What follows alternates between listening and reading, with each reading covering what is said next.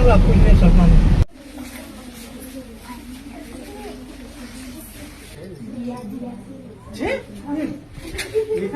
તારો ફોટો બેન કે મેં બહુ ભારે વિડીયો જોયેલો.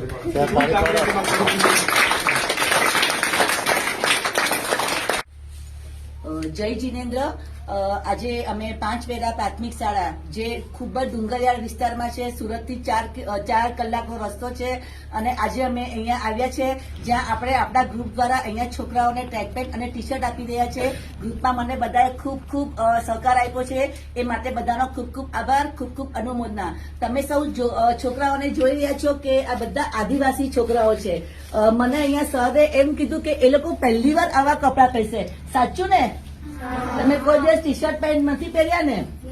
તો ખુશ કોણ છો? જોઈ લો, બધા જ ખુશ છે આજે. બધા બોલો થેન્ક યુ. જય જિનેન્દ્ર. Thank you.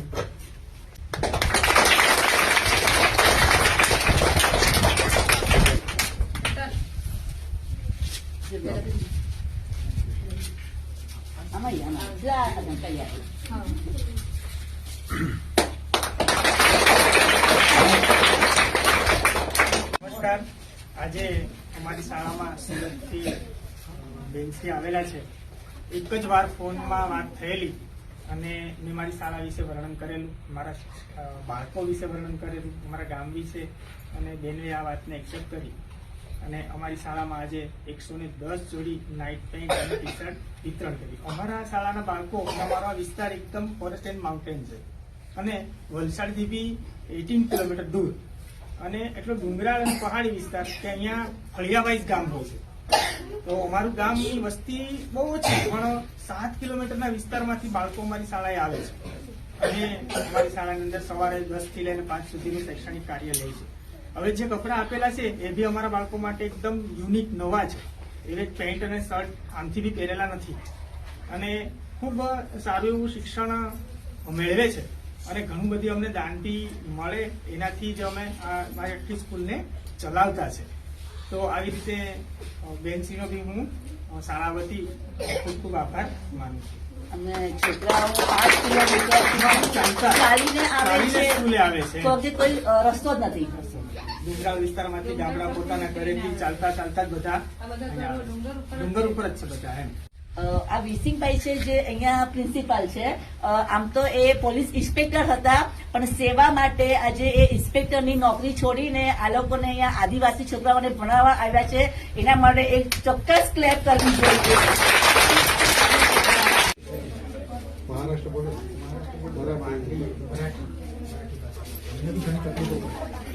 પહેરીને જો અહીંયા બતાવવા આવવાનું હોય ને તમારે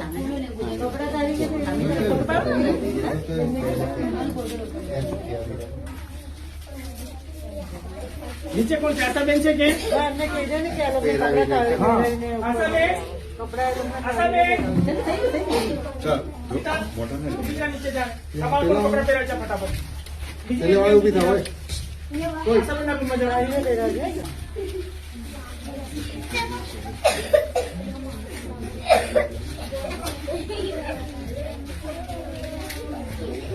પછી ને ભાઈ બેને નહીં આપવાના. ચાલો ભાઈ જાય નીચે પહેરી આવે.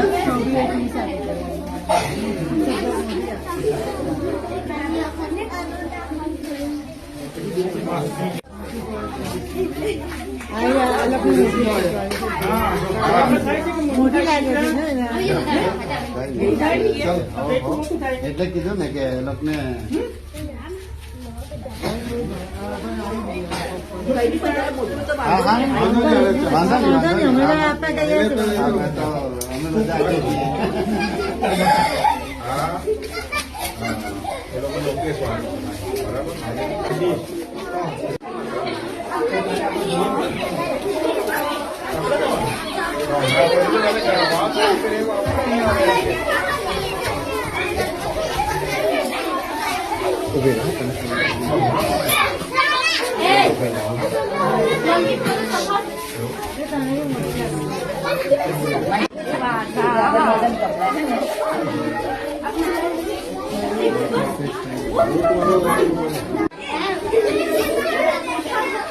Thank you.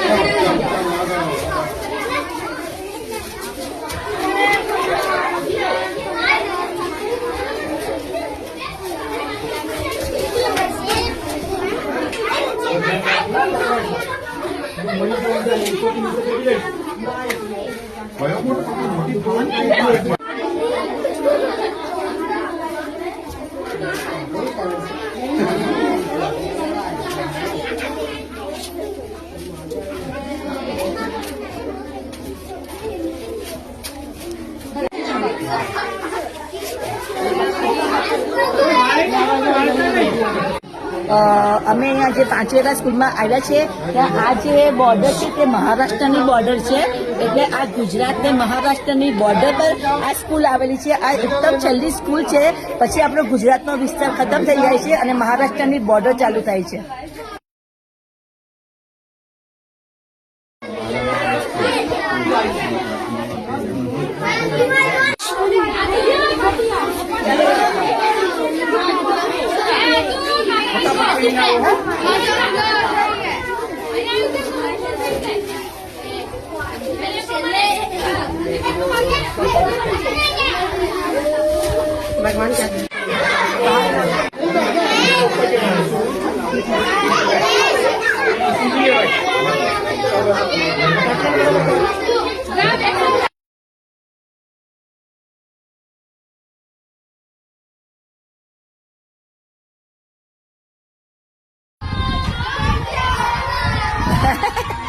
પાછા આવજો.